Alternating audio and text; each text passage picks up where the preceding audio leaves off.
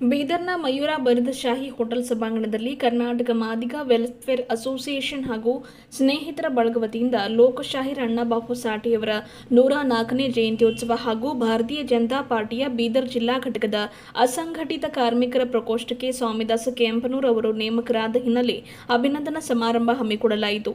ಕಾರ್ಯಕ್ರಮ ಉದ್ದೇಶಿಸಿ ಬಿಜೆಪಿಯ ಜಿಲ್ಲಾಧ್ಯಕ್ಷರಾದ ಸೋಮನಾಥ ಪಾಟೀಲ್ ಅವರು ಮಾತನಾಡಿ, ಮಾದಿಗ ಸಮುದಾಯದ ಒಳ ಮೀಸಲಾತಿ ಬೇಡಿಕೆ ಇತ್ತು. ಅದಕ್ಕೆ ಸುಪ್ರೀಂ ಕೋರ್ಟ್ ಅಣ್ಣಾಭಾವು ಸಾಠೆಯವರ ಜನ್ಮ ದಿವಸದಂದೇ ಅಸ್ತು ನೀಡಿದ್ದು ಸೋನೆಪೆ ಸುಹಾಗ ಎನ್ನುವ ಹಾಗಾಗಿದೆ.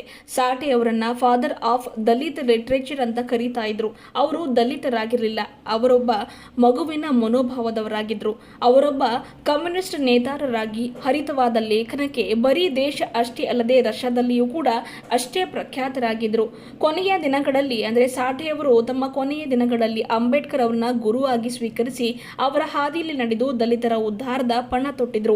ಅವರ ಕನಸು ದಲಿತರು ಶೋಷಿತರ ಏಳ್ಗೆಯಾಗಬೇಕು. ಅವರು ಕೂಡ ಒಂದು ಮೂಢನಂಬಿಕೆಗಳಿಂದ ಒಂದು ಕೆಟ್ಟ ಒಂದು ವಿಚಾರಗಳಿಂದ ಹೊರ ಬರಬೇಕು, ಅಸ್ಪೃಶ್ಯತೆ ಹೋಗಲಾಡಿಸಬೇಕು, ಎಲ್ಲ ಸಮುದಾಯದವರು ಮುಂದೆ ಬರಬೇಕು ಎನ್ನುವುದಾಗಿತ್ತು. ಭಾರತ ದೇಶವು ವೈಶಿಷ್ಟ್ಯತೆಗೆ ಐಕ್ಯತೆಗೆ ಹೆಸರುವಾಸಿ ಆಗಿದೆ. ಅಂತಹ ಮನೋಭಾವ ಅಣ್ಣಾಭಾವು ಸಾಠೆಯವರು ಹೊಂದಿದ್ರು. ಅವರ ಮಾರ್ಗದರ್ಶನದಲ್ಲಿಯೇ ಸಮುದಾಯದ ಯುವಕ ಸ್ವಾಮಿದಾಸ ಕೆಂಪನೂರ್ ಅವರು ನಡೆಯುತ್ತಿದ್ದಾರೆ. ಅವರ ಕಾರ್ಯ ವೈಖರಿ ಚಟುವಟಿಕೆ ಗುರುತಿಸಿ ಪಕ್ಷಕ್ಕೆ ಸೇರ್ಪಡೆ ಮಾಡಿಕೊಳ್ಳಲಾಗಿದೆ ಎಂದು ತಿಳಿಸಿದರು. ಈ ಕುರಿತಾಗಿ ಸ್ವಾಮಿದಾಸ ಕೆಂಪನೂರ್ ಅವರು ಮಾತನಾಡಿ, ಅಣ್ಣಾಭಾವು ಸಾಠೆಯವರ ಜಯಂತಿ ದಿವಸವೇ ಸುಪ್ರೀಂ ಕೋರ್ಟ್ ಒಳ ಮೀಸಲಾತಿಯ ಬಗ್ಗೆ ತೀರ್ಪು ನೀಡಿದ್ದು ಹಬ್ಬದ ದಿನಾಚರಣೆಯಂತಾಗಿದೆ. ಇದರ ಹಿಂದೆ ಎಷ್ಟೋ ಹೋರಾಟಗಾರರ ಪರಿಶ್ರಮವಿದೆ.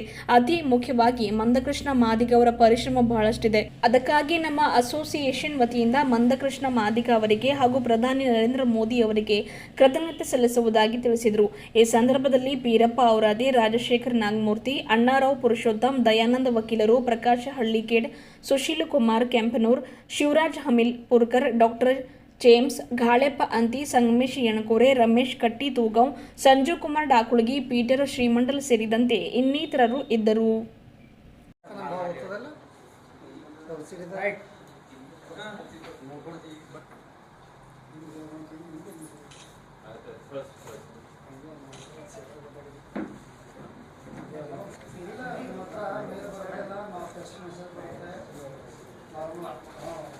ಸಾಠೆಯವರು ಅವರನ್ನು ಫಾದರ್ ಆಫ್ ದಲಿತ್ ಲಿಟರೇಚರ್ ಅಂತ ಕರೀತಾರೆ. ಅವರು ದಲಿತರಾಗಿರಲಿಲ್ಲ. ಅಣ್ಣಾಭಾವು ಸಾಠೆಯವರು ಮೂಲತಃ ಅವರು ಕೊಂಕಣಸ್ಥ ಬ್ರಾಹ್ಮಣರಾಗಿದ್ದಂಥವ್ರು. ಅದರ ಒಬ್ಬ ಕಮ್ಯುನಿಸ್ಟ್ ನೇತಾರರಾಗಿ ಹರಿತವಾದ ಲೇಖನಗಳನ್ನು ಬರೆಯುವಂಥವ್ರು. ಅವ್ರ ಪ್ರಖ್ಯಾತಿ ಕೇವಲ ಭಾರತದಲ್ಲಿ ಅಷ್ಟೇ ಇರಲಿಲ್ಲ, ರಷ್ಯಾದಲ್ಲಿಯೂ ಕೂಡ ಅಷ್ಟೇ ಪ್ರಖ್ಯಾತರಾಗಿದ್ದರು. ಮೊನ್ನೆ ನಮ್ಮ ಮಹಾರಾಷ್ಟ್ರದ ಹಿಂದಿನ ಮುಖ್ಯಮಂತ್ರಿಗಳು, ನಮ್ಮ ಭಾರತೀಯ ಜನತಾ ಪಾರ್ಟಿಯ ರಾಷ್ಟ್ರೀಯ ಉಪಾಧ್ಯಕ್ಷರಾದ ದೇವೇಂದ್ರ ಫಡ್ನವೀಸ್ ಅವರು ಅಲ್ಲಿ ಅವರೊಂದು ಸ್ಟ್ಯಾಚ್ಯೂವನ್ನು ಇನಾಗ್ರೇಷನ್ ಮಾಡಿದರು. ಅವರು ಬಹಳ ಹರಿತವಾದ ಲೇಖನ ಬರೀತಾ ಇದ್ರು. ಅದರ ತಮ್ಮ ಕೊನೆಯ ದಿನಗಳಲ್ಲಿ ಅವರು ಅಂಬೇಡ್ಕರನ್ನು ಗುರುವಾಗಿ ಸ್ವೀಕರಿಸಿಕೊಂಡು ಅವರ ಒಂದು ಹಾದಿಯಲ್ಲಿ ನಡೆದು ಈ ದಲಿತ ಸಮಾಜಕ್ಕೆ ಉದ್ಧಾರ ಮಾಡುವಂಥ ಕಾರ್ಯವನ್ನು ಮಾಡಿದಂಥವರು ಅಣ್ಣಾಭಾವು ಸಾಠೆಯವರು. ಅವರ ಒಂದು ಕನಸು ಏನಾಗಿತ್ತು, ಈ ದಲಿತರು ಕೂಡ ಏಳಬೇಕು. ಅಂಬೇಡ್ಕರ್ ಕನಸಾಗಿತ್ತು ಅವರಿಗೆ ಒಂದು ರಿಸರ್ವೇಷನ್ ಮುಖಾಂತರ ನಮ್ಮ ದೇಶದಲ್ಲಿರುವಂಥ ಒಂದು ಅನಿಷ್ಟ ಪದ್ಧತಿಗಳು, ಅದು ಅಸ್ಪೃಶ್ಯತೆ ಇರ್ಬೋದು, ಇನ್ನು ಬೇರೆ ಅನೇಕ ಎಲ್ಲ ಪದ್ಧತಿಗಳಿಂದ ನಮ್ಮ ದೇಶ ಹೊರಗೆ ಬರಬೇಕು. ಮತ್ತು ಈ ರೀತಿ ಆಗೋದು ಕೇವಲ ಭಾರತದಲ್ಲಿ ಮಾತ್ರ ಇದೆ. ಭಾರತ ಒಂದು ಇಂಥ ದೇಶ ಇದೆ, ಇಲ್ಲಿ ಬೇರೆ ಎಲ್ಲ ದೇಶದವರು ಬಂದು ಆಕ್ರಮಣ ಮಾಡಿದ್ದಾರೆ. ಮೊಘಲರು ಬಂದರೆ, ಡಚ್ಚರು ಬಂದರೆ, ಫ್ರೆಂಚರು ಬಂದರೆ, ಇಂಗ್ಲಿಷ್ ಬ್ರಿಟಿಷರು ಬಂದರೆ. ಆದರೆ ಭಾರತ ಯಾವುದೇ ದೇಶದ ಮೇಲೆ ಆಕ್ರಮಣ ಮಾಡೋದಿಲ್ಲ. ಅವ್ರು ಬಂದವರು ಇಲ್ಲೇ ಉಳ್ಕೊಂಡಿದ್ದಾರೆ. ಅವರನ್ನು ನಮ್ಮವ್ರು ಅಂತ ಹೇಳಿ ತಗೊಂಡು ಹೋಗ್ತಾ ಇದ್ವಿ. ನಾನು ಉದಾಹರಣೆ ಯಾಕೆ ಹೇಳಿದ್ದೀನಿ ಅಂದ್ರೆ, ಕೊಂಕಣಸ್ಥ ಬ್ರಾಹ್ಮಣರು ಅಂದ್ರೆ ಅವ್ರು ಬ್ರಾಹ್ಮಣರಾಗಿದ್ರು ಕೂಡ ಅನೇಕ ಸಲ ನಾವೆಲ್ಲ ಬೈತಿರ್ತೀವಿ ಬ್ರಾಹ್ಮಣರಿಗೆ. ಆದರೆ ಅವ್ರು ಬ್ರಾಹ್ಮಣರಾಗಿದ್ರು ಕೂಡ ದಲಿತರ ಉದ್ಧಾರಕ್ಕಾಗಿ ಕೆಲಸ ಮಾಡಿದಂಥ ಅವ್ರು ಶಿವಾಜಿಯ ಒಂದು ಹಿಂದೂ ಸಾಮ್ರಾಟ ಅಂತ ಕರಿತೀವಿ. ಅವ್ರ ಬಗ್ಗೆ ಅತ್ಯಂತ ಶ್ರೇಷ್ಠವಾದಂಥ ಕವಿತೆಯನ್ನು ಬರೆದಂಥವ್ರು ಅಣ್ಣಾಭಾವು ಸಾಠೆಯವರು. ಇವತ್ತು ಅಂಥ ಮಹಾನ್ ವ್ಯಕ್ತಿಯ ಒಂದು ಜನ್ಮದಿನ ಇದೆ. ಅವರ ಒಂದು ಆದರ್ಶಗಳನ್ನು ನಾವೆಲ್ಲ ಪಾಲಿಸಿಕೊಂಡು ಇವತ್ತು ಅವರ ಮಾರ್ಗದರ್ಶನದಲ್ಲಿ ಅವರ ಹಾಕುತ್ತಂಥ ಹಾದಿಯಲ್ಲಿ ಕೆಲಸ ಮಾಡ್ತಾ ಇರುವಂಥ ನಿಮ್ಮ ಸಮಾಜದ ಯುವಕ ನಮ್ಮ ಸ್ವಾಮಿದಾಸ್ ಕೆಂಪೇನವರು ಅವರು ನಾನು ಅಧ್ಯಕ್ಷ ಆದ ಪ್ರಾರಂಭದಲ್ಲಿ ನಮ್ಮ ಕಚೇರಿಗೆ ಬಂದಿದ್ದರು. ಅವ್ರು ನಮ್ಮ ಪಕ್ಷಕ್ಕೆ ಬರಬೇಕಂತ ಹೇಳಿ ಬಂದಿರಲಿಲ್ಲ. ನಾವೊಂದು ನೂಲಿ ಚೆನ್ನೈಯವರ ಮೂರ್ತಿ ಮಾಡಿದ್ದೀವಿ, ಅದರ ಉದ್ಘಾಟನೆ ತಾವು ಬರಬೇಕು ಅಂತ ಕರೆಯಲಿಕ್ಕೆ ಬಂದಿದ್ದರು. ಆದ್ರೆ ಅವ್ರ ಒಂದು ಚಟುವಟಿಕೆ ರಮೇಶ್ ಅವರು ಕೂಡ ಅವ್ರ ಜೊತೆ ಬಂದಿದ್ದರು. ಅವ್ರ ಚಟುವಟಿಕೆಯನ್ನು ನೋಡಿ ನಾನಂದ ನೀವೆಲ್ಲ ನಮ್ಮಲ್ಲಿ ಬರಬೇಕು, ನಮ್ಮ ಪಕ್ಷದಲ್ಲಿ ನಿಮ್ಮ ಒಂಥರ ಅವಶ್ಯಕತೆ ಇದೆ. ಇವತ್ತು ನಿಮ್ಮ ಸಮಾಜ ಬೇರೆ ಕಡೆ ಹೋಗ್ತಾ ಇದೆ, ಅದಕ್ಕೆ ನಮ್ಮ ಹಿಂದಿನ ಅನೇಕ ಪದ್ಧತಿಗಳ ಕಾರಣ ಇವೆ. ನಾವು ದೇವಸ್ಥಾನಗಳು ಬರಲಾರ್ದೇ ಇದು ಮಾಡೋದು, ಅಸ್ಪೃಶ್ಯತೆ ಇರ್ಬೋದು, ಇನ್ನೊಂದಿರ್ಬೋದು. ಆದರೆ ಅದನ್ನೆಲ್ಲವನ್ನು ಮೆಟ್ಟಿ ಇವತ್ತು ನಮ್ಮ ದೇಶ ವಿಶ್ವದ 5ನೇ ಆರ್ಥಿಕ ಶಕ್ತಿಯಾಗಿ ಹೊರಹೊಮ್ಮಿದೆ. ನರೇಂದ್ರ ಮೋದಿ ಅವರ ಕನಸಿದೆ 2024ರವರೆಗೆ, 2047ರವರೆಗೆ ಯಾವಾಗ ನಾವು 100ನೇ ಸ್ವತಂತ್ರ ದಿನಾಚರಣೆಯನ್ನು ಆಚರಿಸ್ತೇವೋ ಆ ಸಂದರ್ಭದಲ್ಲಿ ವಿಶ್ವದ ನಂಬರ್ 1 ಆರ್ಥಿಕ ಶಕ್ತಿ ಆಗಬೇಕು ಅಂತ. ಮತ್ತು ಯಾವಾಗ ಆರ್ಥಿಕ ಶಕ್ತಿಯಾಗಿ ನಮ್ಮ ದೇಶ ನಂಬರ್ 1 ಆಗಿ ಹೊರಹೊಮ್ಮುತ್ತದೋ ಅವಾಗ ಇವೆಲ್ಲ ಜಾತಿ ಪಾತಿ ಯಾವ ಇರಲ್ಲ. ನೋಡ್ತಿದ್ದೀವಿ ಸಿಟಿದಾಗ ನಮ್ಮ ಬಾಜು ಮನೆಯಾಗ ಯಾರ ಅಲ್ಲಿ ಯಾರ ಅಂತ ಯಾರಿಗೂ ಗೊತ್ತಾಗಲ್ಲ. ಮುಂಬೈದಾಗ ಹೋದ್ರೆ ಯಾರು ದಲಿತರು ಯಾರು ಇನ್ನೊಂದು ಅಂತ ಏನು ಗೊತ್ತಾಗಲ್ಲ. ನಾವು ಅಬೌವ್ ದ ಜಾತಿ ಬೆಳೆದಿ ದೇಶವನ್ನು ನಂಬರ್ 1 ಒಯ್ದೀವಿ ಅಂದ್ರೆ ದೇಶ ಅಭಿವೃದ್ಧಿ ಹೊಂದುತ್ತದೆ, ನಾವೆಲ್ಲ ಅಭಿವೃದ್ಧಿ ಹೊಂದುತ್ತೇವೆ ಅಂತ ಒಂದು ಕನಸನ್ನು ಕಟ್ಕೊಂಡಂತ ನರೇಂದ್ರ ಮೋದಿಯವರು ಈ ಒಳ ಮೀಸಲಾತಿಗಾಗಿ ಹೋರಾಟವನ್ನು ಏನು ಮಾಡ್ತಾ ಇದ್ರು.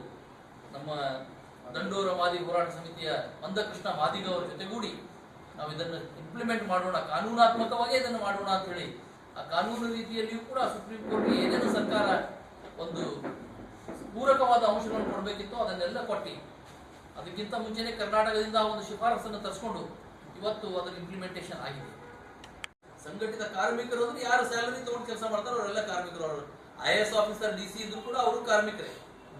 ನಮ್ಮ ಇಂಜಿನಿಯರ್ ಸಾಹೇಬರು ಬಂದಾರ, ಅವರೆಲ್ಲ ರಿಟೈರ್ಡ್ ಆಗಿ ಸರ್ವಿಸ್ ನಲ್ಲಿ ಇದ್ರಿ, ಸರ್ವಿಸ್ ನಲ್ಲಿ ಇದ್ದಾರೆ. ಸಂಘಟಿತ ಕಾರ್ಮಿಕರಿಗೆ ಅಂತ ಅವ್ರಿಗೆ ಒಂದು ಫಿಕ್ಸ್ಡ್ ಸ್ಯಾಲರಿ, ಅವ್ರಿಗೆ ಒಂದು ಸೇವಾ ಭದ್ರತೆ ಇದೆಲ್ಲ ಇರ್ತದೆ. ನಮ್ಮ ದೇಶದಲ್ಲಿ 93% ಜನ ಅದು ಕೃಷಿ ಕ್ಷೇತ್ರದಲ್ಲಿ ಕೆಲಸ ಮಾಡೋರು ಇರ್ಬೋದು, ಕಟ್ಟಡ ಕಟ್ಟುವಂತ ಕಾರ್ಮಿಕರು ಇರ್ಬೋದು, ಹೊಲಿಗೆ ಯಂತ್ರ ಮಾಡೋರು ಇರ್ಬೋದು, ಮೆಕ್ಯಾನಿಕ್ ಇರ್ಬೋದು. ಈ ರೀತಿ ಅಸಂಘಟಿತ ಕ್ಷೇತ್ರದಲ್ಲಿ 93% ಜನ ಕಾರ್ಮಿಕರಿದ್ದಾರೆ. ಆ ಕಾರ್ಮಿಕರು ಅಸಂಘಟಿತ ಕ್ಷೇತ್ರ ಕಾರ್ಮಿಕರಿಗೆ ಅನೇಕ ಸಮಸ್ಯೆಗಳಿವೆ. ಅದೇ ರೀತಿ ಅನೇಕ ಸವಲತ್ತು ಕೂಡ ಸರ್ಕಾರ ಕೊಡ್ತದೆ. ಅವು ಏನು ಸವಲತ್ತಿವೆ ಅಂತ ಆ ಕಾರ್ಮಿಕರಿಗೆ ಗೊತ್ತಿರಲ್ಲ, ಅವ್ರಿಗೆ ಏನು ಹಕ್ಕುಗಳಿವೆ ಅನ್ನೋದು ಅವ್ರಿಗೆ ಗೊತ್ತಿರಲ್ಲ. ಉದಾಹರಣೆಗೆ ನಾವು ಕೆಲಸ ಮಾಡ್ಬೇಕಾದ್ರೆ ಎಷ್ಟು ಅವರ್ ಕೆಲಸ ಮಾಡಬೇಕು ಅಂತ ನಾವು ಖಾಸಗಿ ಕಾರ್ಖಾನೆಗಳಿಗೆ ಹೋದಾಗ ಅವರು ಓವರ್ ಟೈಮ್ ಡ್ಯೂಟಿ ಸ್ಯಾಲರಿ ಕೊಡೋದಷ್ಟೇ. ಅವರಿಗೆಲ್ಲ ಏನು ಫಿಕ್ಸ್ಡ್ ಸ್ಯಾಲರಿ ಇರ್ತದೆ, ಡೈಲಿ ವೈಸ್ ಸ್ಯಾಲರಿ ಕೊಡ್ತಿರ್ತಾರೆ.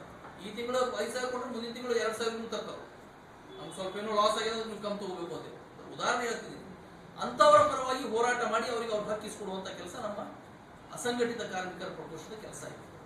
ಅವರಿಗೆ ಅನೇಕ ಸವಲತ್ತುಗಳಿವೆ. ಅಸಂಘಟಿತ ಕಾರ್ಮಿಕರಿಗೆ ಕೊರೋನಾ ಸಂದರ್ಭದಲ್ಲಿ ಸರ್ಕಾರ ಅವರಿಗೆ ಕಾರ್ಡ್ಗಳನ್ನು ಕೊಟ್ಟು ಆ ಕಾರ್ಡ್ ಮುಖಾಂತರ ಪ್ರತಿ ತಿಂಗಳು 5,000 ಕೊಡುವಂತ ಒಂದು ಯೋಜನೆಯನ್ನು ಕೂಡ ತಂದಿದೆ. ಅದು ಯಾರು ಕಾರ್ಡ್ ಹೊಂದಿದ್ದಾರೆ ಅವ್ರಿಗೆ ಮಾತ್ರ ಸಿಗ್ತಾ ಇದೆ. ಆದ್ರೆ ಆ ಅಸಂಘಟಿತ ಕಾರ್ಮಿಕರಿಗೆ ಇಂಥ ಕಾರ್ಡ್ ನಾವು ಹೆಂಗೆ ಪಡ್ಕೊಳ್ಬೇಕು ಅನ್ನೋದು ಅವ್ರಿಗೆ ಗೊತ್ತಿಲ್ಲ. ಈ ಎಲ್ಲ ಕೆಲಸಗಳು ನಮ್ಮ ಕೆಲಸ ಸಮಾಜದ ಕಟ್ಟ ಕಡೆಯ ಮನುಷ್ಯರಿಗೆ ಸವಲತ್ತು, ಸರ್ಕಾರದ ಮುಖಾಂತರ ಏನು ಸವಲತ್ತು ಸಿಗ್ತಾವ ಆ ಸವಲತ್ತು. ಉದಾಹರಣೆ ನಾವು ನೋಡ್ತೀವಿ, ಇದು ಹಳ್ಳಿಗಳಲ್ಲಿ ಈ ಮನೆಗಳು ಕೊಡ್ತಾರೆ ಗ್ರಾಮ ಪಂಚಾಯತಿ. ಪ್ರಧಾನಮಂತ್ರಿ ಆವಾಸ್ ಯೋಜನೆ ಹಿಂದೆ ಬೇರೆ ಬೇರೆ ಹೆಸರುಗಳಲ್ಲಿ ಆವಾಸ್ ಯೋಜನೆಯಲ್ಲಿ ಆ ಸರ್ಕಾರದ ಲಿಸ್ಟಲ್ಲಿರುವಂತಹ ಇದನ್ನು ನೋಡಿದೀವಿ ಅಂದ್ರೆ ನಾವು ಇವತ್ತು ಯಾರು ಮನೆ ಇರಲಾರ್ದೇ ಇರಬಾರ್ದು, ಅಷ್ಟು ಮನೆಗಳು ಈಗಾಗಲೇ ಬಂದಿವೆ. ಆದ್ರೆ ಯಾರಿಗೆ ಮನೆ ಆಲ್ರೆಡಿ ಡಬಲ್ ಮಂಜಿಲಿದ್ದು ಅವನಿಗೆ ಮತ್ತೆ 4 ಮನೆ ತಗೋತಾರೆ. ಇನ್ನೂ ಅನೇಕ ಹಳ್ಳಿಗಳಲ್ಲಿ ನಿಜವಾಗಿ ಗುಡಿಸಿದಲ್ಲಿದ್ದಾರೆ. ನಮ್ಮ ಪ್ರಯತ್ನ ಏನಿರಬೇಕು, ನಾವು ಸಾಮಾಜಿಕ ಕಾರ್ಯಕರ್ತರಾಗಿ ಯಾರು ನಿಜವಾಗಿ ಇನ್ನೂ ಗುಡಿಸಿದಲ್ಲಿ ವಾಸಿಸ್ತಾ ಇದ್ದಾರೆ ಅಂಥವ್ರಿಗೆ ಮನೆ ಕೊಡಿಸುವಂತ ಕೆಲಸ ನಾವು ಆ ಗ್ರಾಮ ಸಭೆಗಳ ಮುಖಾಂತರ. ಗ್ರಾಮ ಸಭೆ ಉದ್ದೇಶ ಬಹಳ ಒಳ್ಳೇದಿದೆ, ಸರ್ಕಾರ ಗೈಡ್ಲೈನ್ಸ್ ತುಂಬಾ ಚೆನ್ನಾಗಿದೆ. ಗ್ರಾಮ ಸಭೆಯಲ್ಲಿ ಎಲ್ಲರೂ ಬರಬೇಕು, ಅವರೇ ಹೇಳ್ಬೇಕು ಯಾರಿಗೆ ಮನೆ ಇಲ್ಲ ಅಂತ ಹೇಳಿ. ಅದರ ಅವೆಲ್ಲ ಗಾಳಿ ತೂರಿ ಪಂಚಾಯತ್ ಸದಸ್ಯರು ಮಾಡ್ತಾರೆ, ಇಷ್ಟಿಷ್ಟು ದುಡ್ಡು ತಗೊಂಡು ನಾವು ಒಂದೊಂದು ಮನೆಗೆ ಹೋಗ್ತೇವೆ ಅಂತ ಅದು ಥಂಬ್ ರೂಲ್, ಅಘೋಷಿತ ಥಂಬ್ ರೂಲ್ ಆಗಿದೆ ಎಲ್ಲ ಪಂಚಾಯತ್ಗಳಲ್ಲಿ. ಎಲ್ಲ ಕಡೆ ಅಂತಲ್ಲ, 90% ಪಂಚಾಯತಿಯಲ್ಲಿ ಆ ರೀತಿ ಇದೆ. ಅಂತಲ್ಲಿ ನಮ್ಮ ಗ್ರಾಮ ಪಂಚಾಯತಿಗಳಲ್ಲಿ ನಾವು ಸಂಘಟನೆಯವರು ಇರ್ಬೋದು, ಸಾಮಾಜಿಕ ಕಾರ್ಯಕರ್ತರು ಇರ್ಬೋದು, ರಾಜಕೀಯ ಪಕ್ಷದ ಕಾರ್ಯಕರ್ತರು ಇರ್ಬೋದು, ಅಲ್ಲಿ ನಿಜವಾಗಿ ಯಾರು ಫಲಾನುಭವಿ ಇದ್ದಾರೆ ಆಗಬೇಕು ಅಂಥವ್ರಿಗೆ ಬೇಡ ಅಂತ ಹೇಳಿ ಅವನಿಗೆ ಮುಟ್ಟಿದಾಗ ಉಳಿದವ್ರಿಗೆ ಮುಟ್ಲಿ ಬೇಡ ಅಂತ ಹೇಳ. ಆದ್ರೆ ಅವನಿಗೆ ನಿಜವಾದ ಹಕ್ಕು ಉಂಟು. ನಾನಲ್ಲಿ ಮಾತಾಡ್ತಾ ಹೇಳಿದೆ ಕ್ರಿಮಿ ಲೇಯರ್ ಅಂತ, ಕೆನೆ ಪದರ ಮೀಸಲಾತಿ.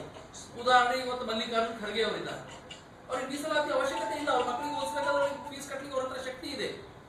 ಅದನ್ನ ಉದಾಹರಣೆ ತಗೊಳ್ತಾ ಇದ್ದೀನಿ. ನಮ್ಮ ಒಂದು ಯೋಚನೆ ಯಾರಿಗೆ ಆಲ್ರೆಡಿ ಒಂದು ಸರ್ಕಾರಿ ನೌಕರಿ ತಗೊಳ್ಳೋರು ಇನ್ನೊಬ್ಬರಿಗೆ ಸಿಗ್ಲಾರ್ದಕ್ಕೆ ಕೊಡಿಸ್ಬೇಕು. ನಮ್ಮ ಊರಲ್ಲಿ ಒಬ್ಬರು IFS ಆಫೀಸರ್ ಇದ್ದಾರೆ ಸರ್, belongs to right community Dange ಅಂತ ಹೇಳಿ. ವಿಶೇಷವಾಗಿ ಇವತ್ತು ಕರ್ನಾಟಕ ಮಾದಿಗ ವೆಲ್ಫೇರ್ ಅಸೋಸಿಯೇಷನ್ ಬೀದರ್ ವತಿಯಿಂದ 104ನೇ ಜಯಂತ್ಯೋತ್ಸವ ಕಾರ್ಯಕ್ರಮ ಮಾಡ್ತಿದ್ವಿ. ಅಣ್ಣಾಭಾऊ ಸಾಠೆ ಅವರು 104ನೇ ಜಯಂತ್ಯೋತ್ಸವ ಕಾರ್ಯಕ್ರಮ ಮಾಡ್ತಿದ್ವಿ. ಆ ವಿಚಾರವಾಗಿ ಸಾಟೆ ಅವ್ರ ಜಯಂತಿ ಅಂಗವಾಗಿ ಇವತ್ತು ನಮ್ಮಲ್ಲಿ ಸುಪ್ರೀಂ ಕೋರ್ಟ್ನಲ್ಲಿ ಏನು ಒಳ ಮೀಸಲಾತಿ ಕುರಿತೇನು ಸುಮಾರು ವರ್ಷದಿಂದ ಹೋರಾಟ ಮಾಡ್ತಕ್ಕಂಥ ಮನೋಭಾವವನ್ನು ಕೂತ ನಮ್ಮ ಸಮಾಜದ ಎಲ್ಲರೂ ಮುಖಂಡರಿಗೆ ಇವತ್ತೊಂದು ಈ ಒಂದು ದಿನದಲ್ಲಿ ಸಾಟೆ ಅವ್ರ ಜಯಂತಿ ಇದ ಈ ಒಂದು ದಿನದಲ್ಲಿ ನಮಗೊತ್ತು ಹಬ್ಬದ ವಾತಾವರಣ ಸುಪ್ರೀಂ ಕೋರ್ಟ್ ಮುಖಾಂತರ ನಮ್ಗೆ ಸಿಕ್ಕ್ಯದ. ಅದಕ್ಕೂ ಕೂಡ ನಾವು ಈ ಒಂದು ನಮ್ಮ ಅಸೋಸಿಯೇಷನ್ ಈ ವೇದಿಕೆ ಮುಖಾಂತರ ನಾವು ಸನ್ಮಾನನೀಯ ಮಂದಕೃಷ್ಣ ಮಾದಿಗಣ್ಣನವರಿಗೆ ಧನ್ಯವಾದ ಅರ್ಪಿಸ್ತೀವಿ. ಅದೇ ರೀತಿಯಿಂದ ನಮ್ಮ ದೇಶದ ಪ್ರಧಾನಮಂತ್ರಿಗಳಂತ ಸನ್ಮಾನ್ಯ ನರೇಂದ್ರ ಮೋದಿಜಿ ಅವರಿಗೂ ಕೂಡ ನಾವು ಧನ್ಯವಾದಗಳು ಮತ್ತು ಅಭಿನಂದನೆ ಸಲ್ಲಿಸ್ತೀವಿ.